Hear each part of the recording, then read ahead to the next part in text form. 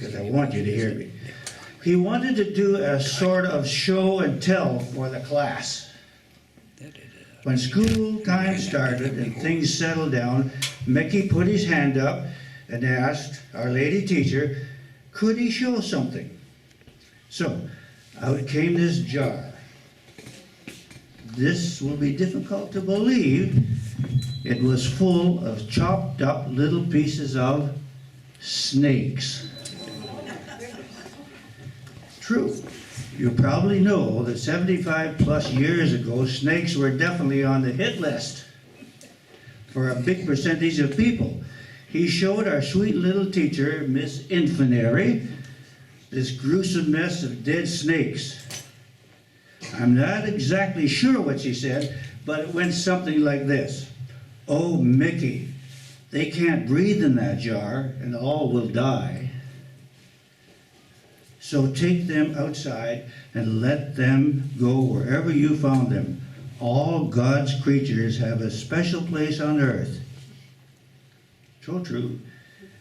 What a neat way to deal with such a situation. Well, I'm carried away with that introduction. So, it's nice to see so many good friends come and see and listen to such a narrow and personal history of my education. History from the huge metropolis center in a faraway microspot on a world map known as Apsley, light years away from Lakefield. Now the body. See? I'm number 3 brat in a family of 6. Raymond, Colin, Ronnie, Donnie, Deanna, Ralph. See, I knew them all. We were what you call a poor family, affording only the bare essentials of life. There was no such thing as thou shalt not covet thy neighbor's goodies. There was nothing to covet.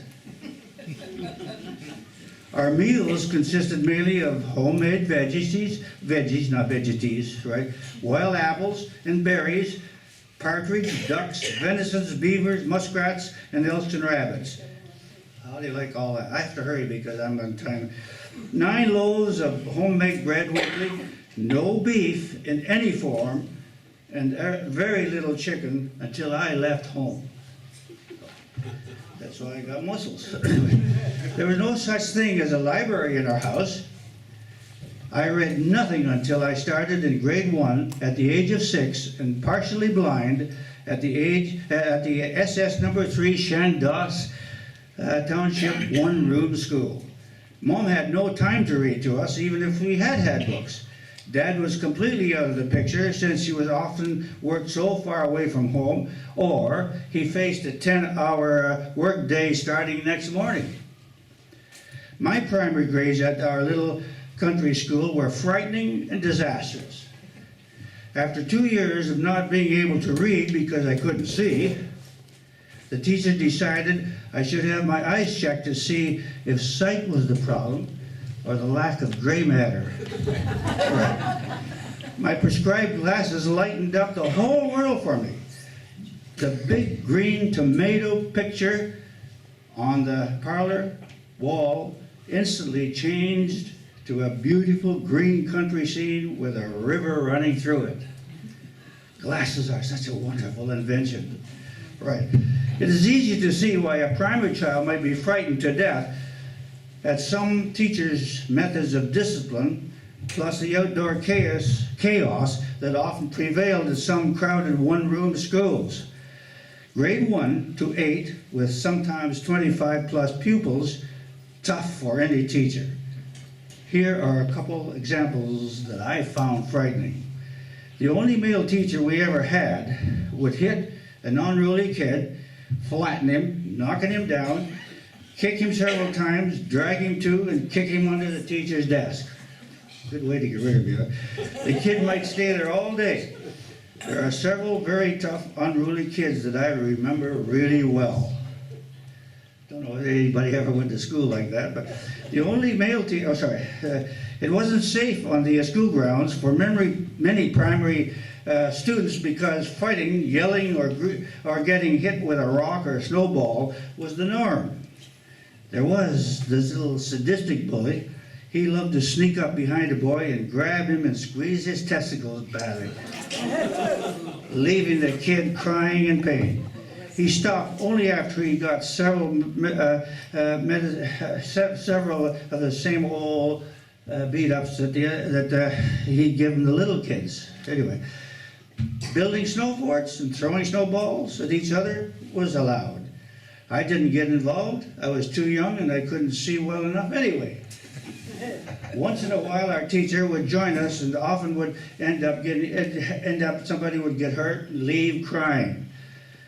Some senior kid made snowballs, soaked them, and froze them, and waited until the mean teacher joined in. Yes, he intentionally got hit by one. And after a few moments sitting on his butt recovering, he announced, "There will be no more snowballing." The lower eastern end of our tiny school yard was always wet. There was a shallow well that you pumped. It dried up in early spring and often froze in the winter. We then carried water from a close-by neighbor's. There was this miserable, biting little mutt that lay in waiting in the walk-through between the house and the woodshed. It got creamed at the head several times with an empty pail before it got the message and left us alone. This marshy, bushy, low, rocky ground sheltered such things as garter snakes, milk snakes, and even rat snakes. They're huge. There was nothing wrong with chasing screeching girls with a big snake in your hand. Aunt Dar, who is a historian in Apsley, tells me that Raymond chased her all over, by Reverend, of course, chased her all over the yard with a dangling dead mouse in his hands. Lots of fun. Mickey's Little Jar, show and tell, was just one of these episodes. One cold morning in the winter, something horrific happened. The big box stove suddenly blew up. Ashes and fire and pieces of stove flew everywhere. Several .303 cartridges, that's big bullets, were found in and around the room. Some still loaded, by the way. No injuries, thank God, but a short holiday resulted to replace it. I don't think anyone was ever charged either, by the way.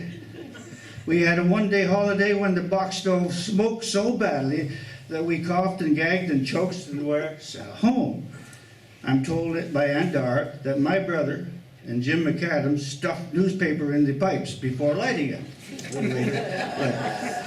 But this was never proven. Jim and my brother lit the box stove every morning before school. Right.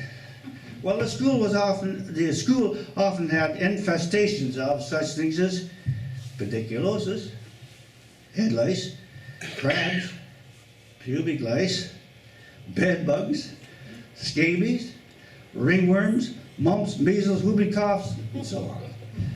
Aunt Dar can't remember the number of times coal oil was used to correct that head lice problem. Some Monday mornings, the room was filled with this nice coal oil aroma that spoke for itself. Our coats, hats, and mitts were hung only on a few hooks, so they were piled on each other, allowing these certain little pests to migrate just wherever they wanted to go. One boy sat near the back of the room. He would pick a few of these little play pals from his cranium and place them on a special little black piece of paper he had. Right. And the close-by kids would watch him play with these cute little six-legged, blood-sucking insects. True. I guess they would scurry all over the paper trying to find a hiding place. Imagine all the possible games you could invent. Ingenuity at its best. He finally was told to stay home with his little playmates and return with written proof that he was free of these dirty little pests. We were allowed to eat outside wherever. Several kids often went to the very top of this huge maple tree at our school, and from there they could look all the way down and see Nefton Mine, some 20 kilometers away. Once graffiti was written on the door, on the old little back hall we had for what we called our privy. The teacher kept us after school until the culprit confessed. I started to worry. Mom would be really concerned. So I confessed, knowing I didn't do it. I don't think I was ever punished, but I tell you what, I never pulled that type of tactic in all my 30 years of teaching. Right. I remember so many incidents about our little school that time doesn't permit today. There are hundreds of things I could tell you that you might laugh at or cry at. Well, anyway, the one-room school closed when the Ashley Central School was built. The building, besides being grade 1 to 8, also contained 2 years of high school, and each had its own principal. Yeah, well, I did well at both, but things did happen that would be a no-no today. Example, because a lot of physical fighting took place outside the public school, the principal had Arnie Brown, everybody knew Arnie Brown, fetch his boxing gloves to school. Right. A boxing ring was set up in the gym. I recall the excitement that I felt when I was hoping to hammer the hell out of one of the grade 8 enemies of mine. Mr. Hoole had Tommy Johnson put on his gloves because he was considered the toughie and a good boxer, who did hurt a few of his opponents by accident, though, of course. I liked Tommy, remember? So Mr. Hoole was going to give him a little taste of his own medicine and took him on. Tommy flattened our principal. He hit the floor with one punch. I still remember. I was in grade 8, so I don't forget this one. Tommy was a great friend of mine. The gloves disappeared, never to be seen again. The fighting still continued on the school grounds. I won the public speaking contest with the topic caveman. Don't laugh at that, please. I don't have to slide down the tree too far to find lots of info. I remember someone asking me, why the topic caveman? I simply said, well, it's all about my little brother. Not really. My mom probably said it right when she referred to us as a little pack of animals. That was the first time I truly researched the library for information. I want to explain what happened next, though. I was to be picked up by the school board, by a school board member to continue to the next level in Peterborough. I remember anxiously waiting what seemed like forever for that ride. The lady never showed up. Nothing at the school was ever explained. I never forgot that, and I never forgave that lady. But this was the lesson that stuck with me. How a child can be so easily hurt by someone not meaning to do. I am sure that most teachers, including myself, have mentally hurt children to some degree with no malice intended whatsoever. Right. The summer jobs I did paid so little, like flagman on Highway 28, 14 hours a day, 75 cents an hour. Something told me to set my sights just a little higher for a better future. Right. So, high school years. Well, this is right over here. I had some troubling moments. I got kicked out of cadets. I was severely allergic to the wool, and that skinny, ill-fitting suit we wore was 100%, I'm sure, non-virgin wool. I started stripping, scratching, and sweating even before I reached the change room. Maybe I removed a little too much, too quickly, because I was told that I was unworthy of wearing the uniform. That's sad. I was not the only student that was unhappy with cadets. This program actually didn't last very long after that anyway. One year, one of my Christmas gifts to a good friend, who lived out a mile out here, by the way, one of my good friends, one of my gifts to one of my good friends was Henry, my beloved mouse, boxed and beautifully gift wrapped. So when we stopped our dancing, a little tiny gym over there, you guys know it, gifts were handed out to whomever.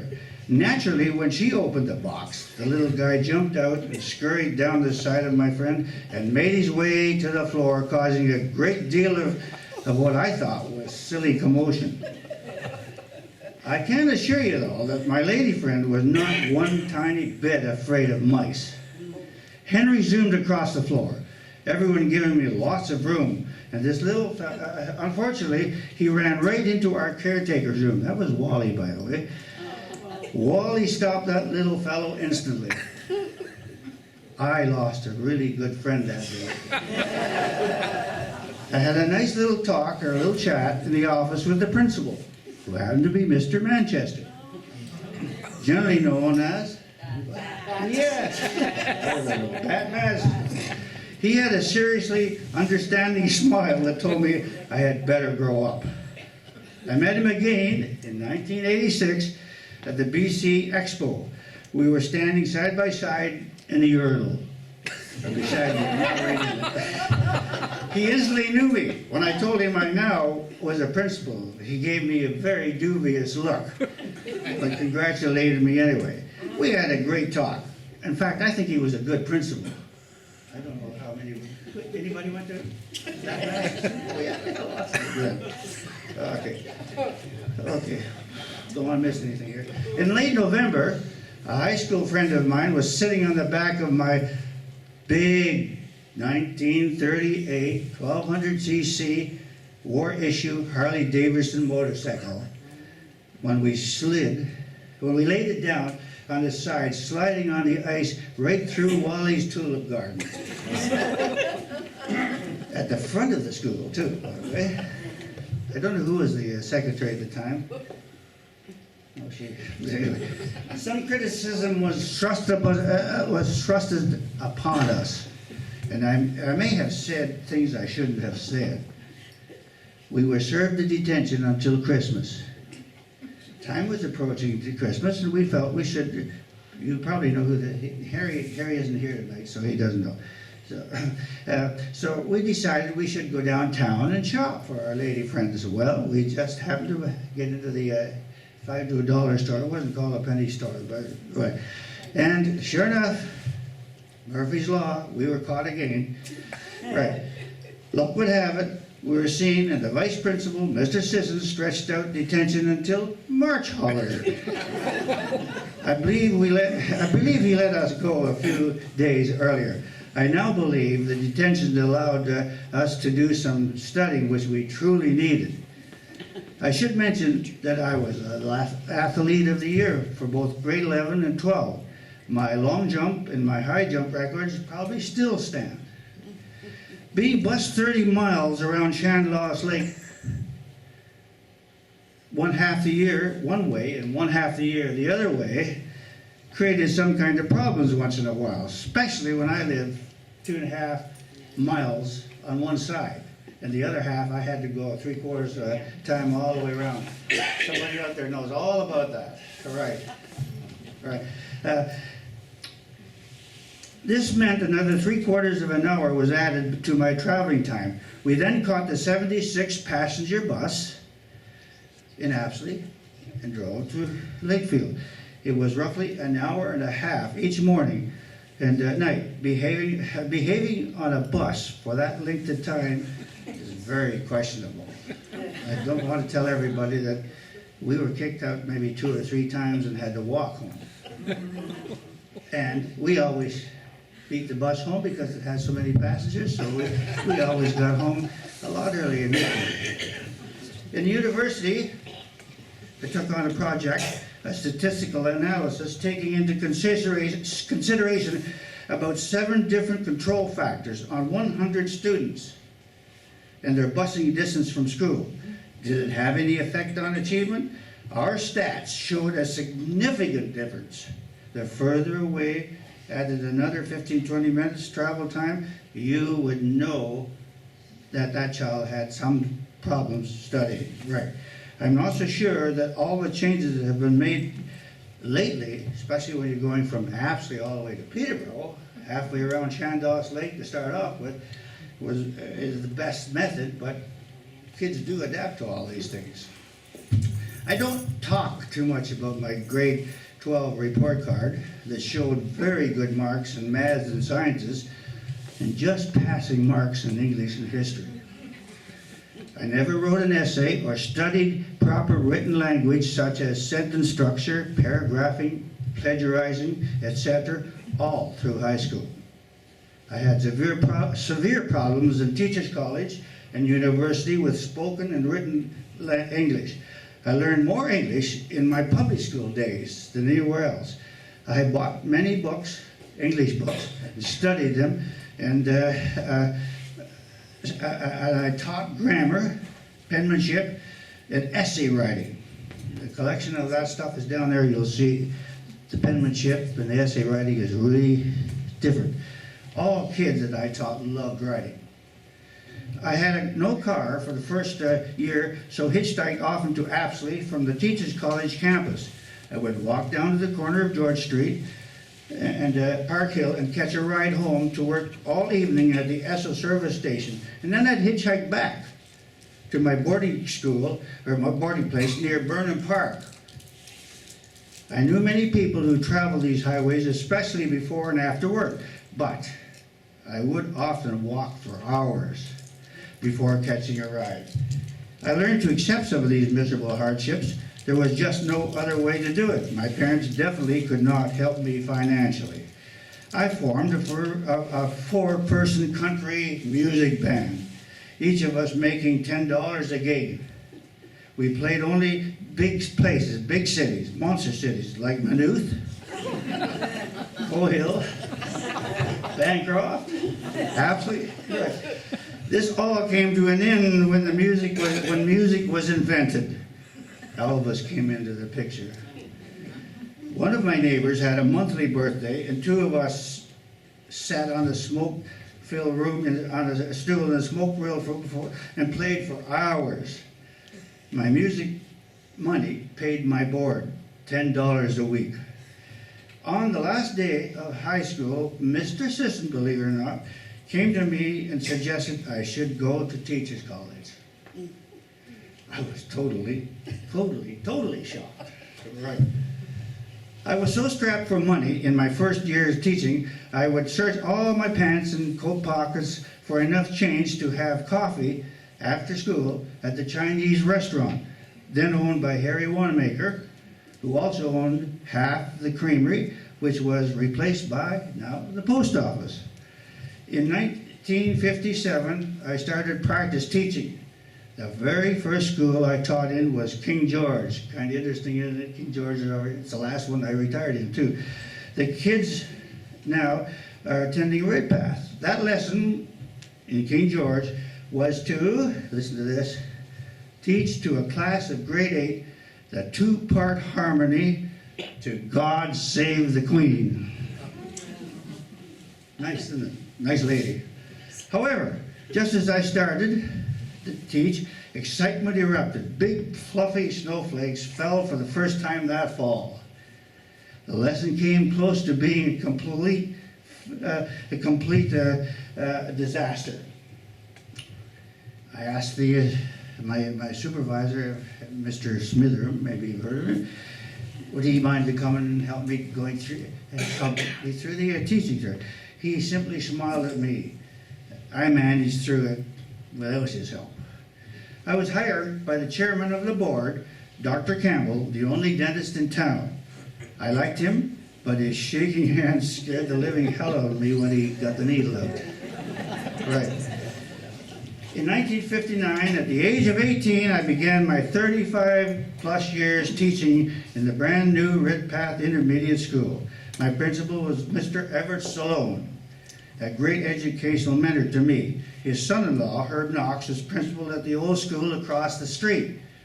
I taught physical education in the mornings to both schools and was principal relief in the afternoons.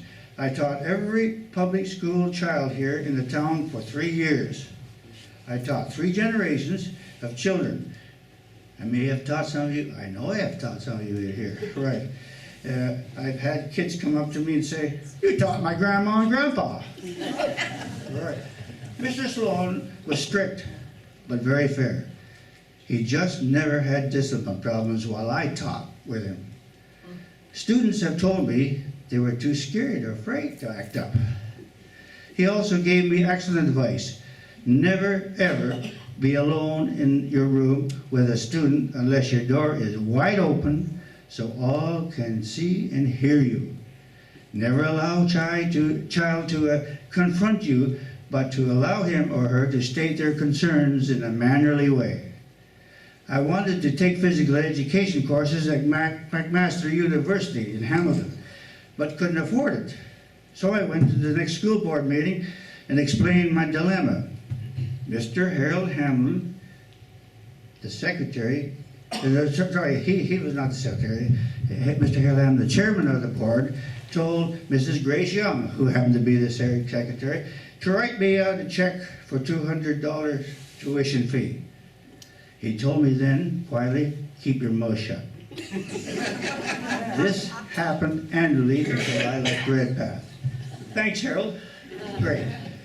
So I soon decided that rolling around the mats wasn't something I really wanted to do until I retired.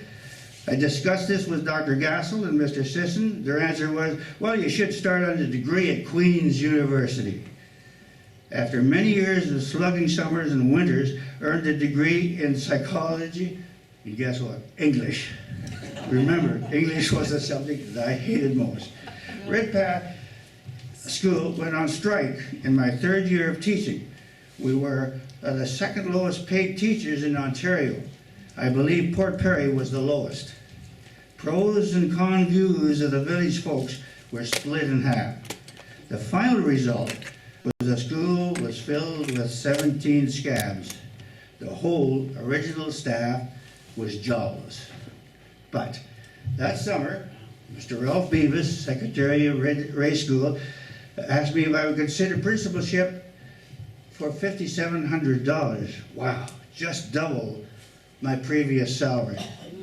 I was 22 years old, no principal knowledge whatsoever. What an opportunity and what a challenge. I quickly learned not to make threats that you would have to follow through with. I gave a student who had misbehaved an ultimatum: lines or the strap. I didn't expect the answer would be the strap. This pupil explained, the strap is much faster. Right. I'd seen enough strapping in my days and detested the use of it. I finally found the strap and handed it to this student. I told this pupil to hit the hand and see how it felt. The pupil hit the hand, a tap, and I said, hit it harder. And she did. Gee, I guess I shouldn't have said that. Student hit. I said, oh, it hurt. It looked like it hurt. So I said, do I have to use this? It's going to be a lot worse if I have to strap you. No, sir. Well, I got a phone call that night. The lady on the other end was laughing. She said, my daughter tells me she strapped herself today and didn't like it. Yes. We still remain good friends. Sisters in this community close by.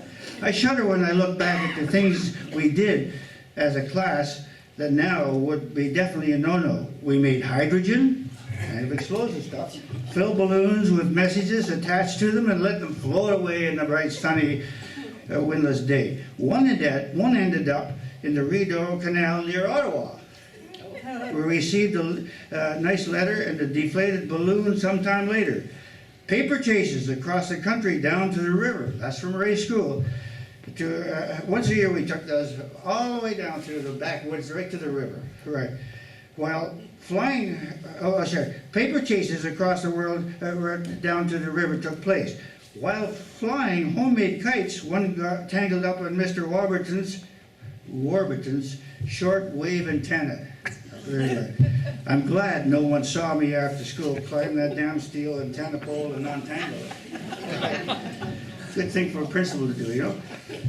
After having 5 wonderful years at Ray School, I was transferred to Chemung to charge of the junior school that was now rapidly expanding. Classes were located in the church and jammed in several in the separate school that is now the medical center in Bridgenorth there. 5 years at Chemung and then principal of the new Buckhorn school, which was not quite finished. Again, students were shuffled all over the place. I had one-room school on Highway 36 for 2 months. I loved it. One little room. Probably it's gone now. But the new school had many structural and social problems that caused my superintendent to have occasional tantrums, often blaming me or the janitor for tampering with the thermometers because the heated problems would change. It was discovered that the furnace room was too small for the furnace and it would overheat and shut off when the outside temperature changed quickly. The superintendent decided, because the school was a community center as well, that the gymnasium would be used for all kinds of functions. Monday mornings I would enter the school only to smell cigarette smoke, beer, puke. Nothing cleaned as yet, and I felt that that was not the janitor's responsibility. The classrooms were often messed up, and especially the toys in the kindergarten room. This was an open concept school where I believed that only the front door had a lock. Well, my superintendent showed up. I mean, you don't know the superintendent, so I can use it. My superintendent showed up on early Monday morning and couldn't believe the state of affairs. He had one of his loud vocal fits and declared that I should kick the janitor's butt. The custodian's granddaughter happened to be in the hallway at the same time and heard this statement. Went home and told Granny. Granny hit the roof, phoned the director, and you can guess the rest. Linton phoned me and asked what the hell was going on. I told him the story. He said, you deal with it. Right. To cut things short here, the superintendent and I argued over so many things, had finally had enough of politics.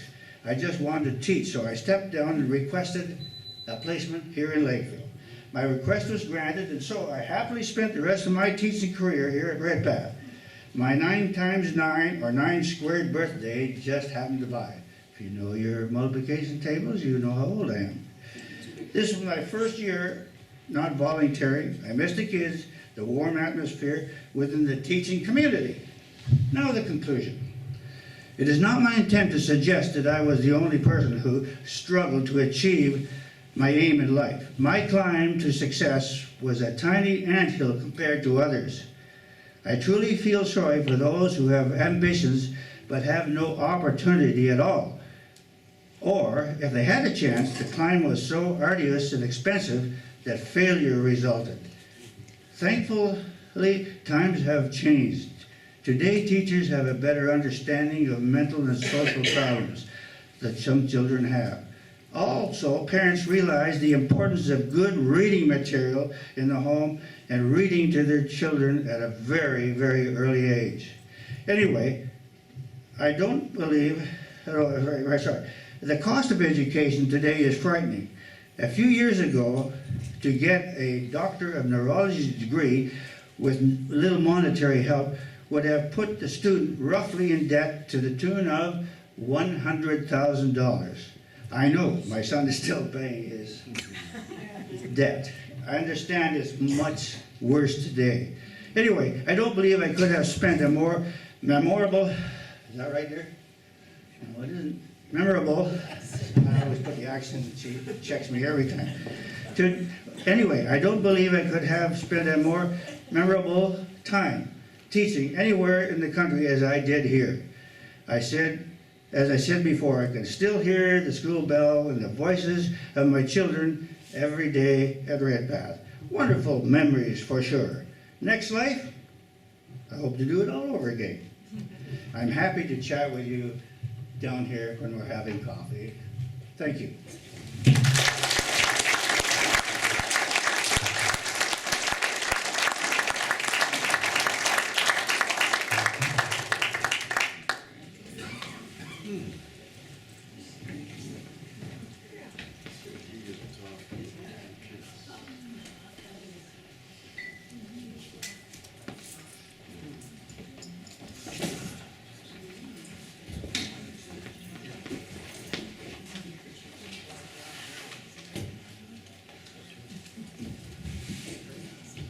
Well, it's my pleasure to thank Ron for his talk, his humorous insight into his personal life, and that is within the educational system.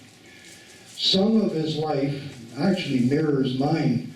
I can remember eating a lot of opened the world to me. Now, as far as the teachers are concerned, I had a lot of teachers while I was coming through high school, or grade school and high school, and there's a lot of things that were done back then that you couldn't get away with today. Two of the teachers were particularly tough. But quite honestly, those two teachers are the only two that I actually remember. One was Joe Sabatino. One time I was lined up in line, which we had to do before we entered school. We were messing around, and suddenly I got this crack on the top of my head with this big brass bell. I went home and told my father that I got hit over the head by the teacher. He said, "Who's the teacher?" And I said, "Joe Sabatino." "Oh, he lives right behind us over there." I knew I was in trouble then. The other one was Joe Carey, and down in Kenner. Joe was an authoritarian. He was tough. He did some of the stuff that you talked about. But Joe taught me that reading Shakespeare when you're a tech was cool. So many of the things that Ron said tonight, I appreciate, and they bring back memories. And I have a small token of our appreciation for his story tonight. Ron?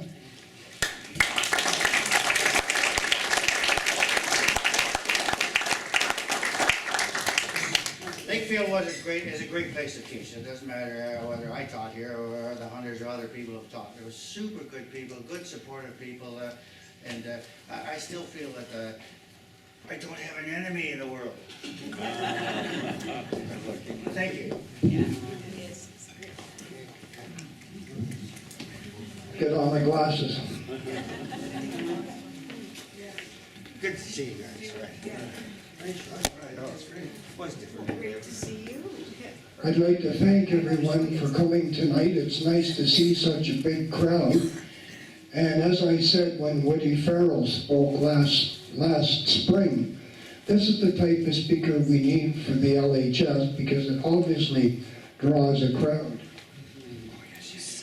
I also want to thank everybody who contributed to our refreshments at the back, and certainly take advantage of enjoying them and looking at the display.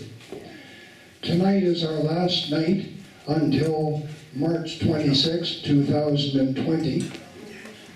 For those who have paid up their membership, you can look forward to a spring newsletter with the speakers in it. I don't know who they are yet. I don't think we've resolved who they are. For those who are not members, but would like to be, the cost is $15 a year, and you can speak to Shirley Garrett at the back. The executive and myself would like to wish everyone a Merry Christmas and a Happy New Year. Right after Sharon conducts the draw for the door prize, the meeting will be adjourned. Thank you very much for attending.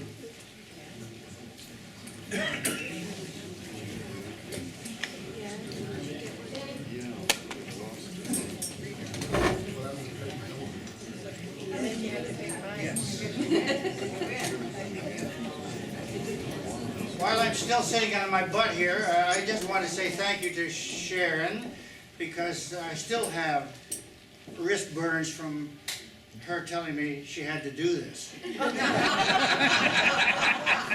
Oh dear. Well, I got dragged in. I figured it was my turn to drag somebody else. The number is 817-2184. 817-2184. Is it yours then? Have we got a winner?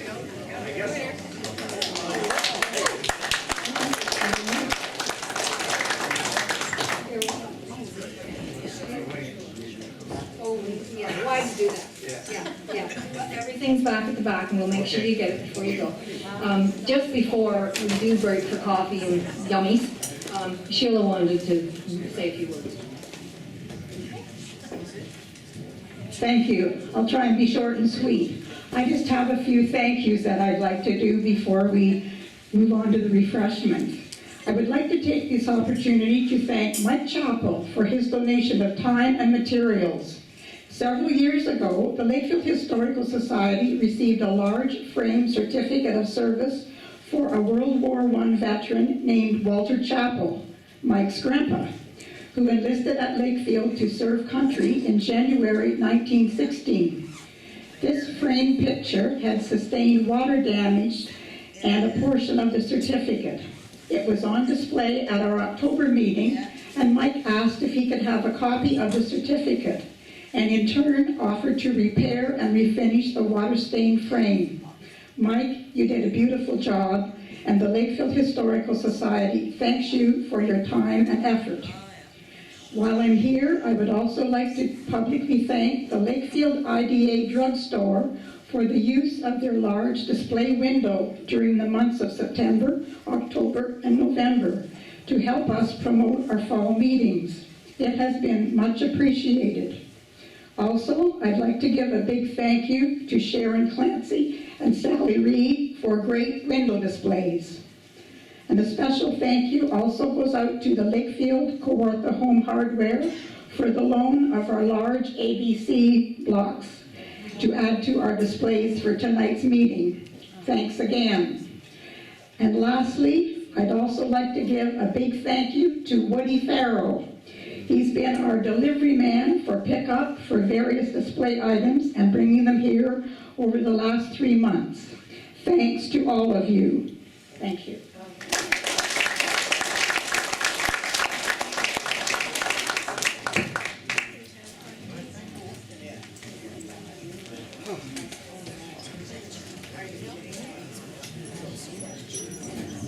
That's it. Now you can circulate, enjoy the refreshments, look at the displays.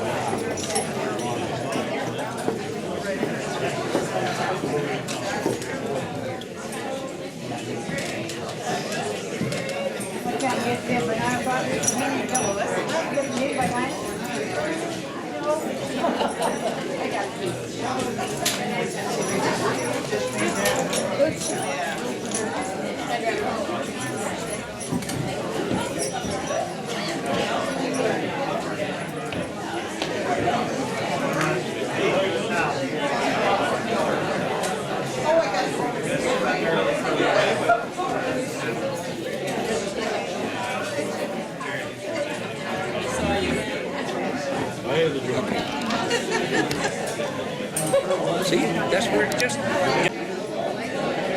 See, it's recording there. Yeah, that's what it was doing. Within the damn pictures now. Can't understand it. Are we out of tape, I wonder? Oh, geez. It's deleted. All the scenes that was on the card were deleted.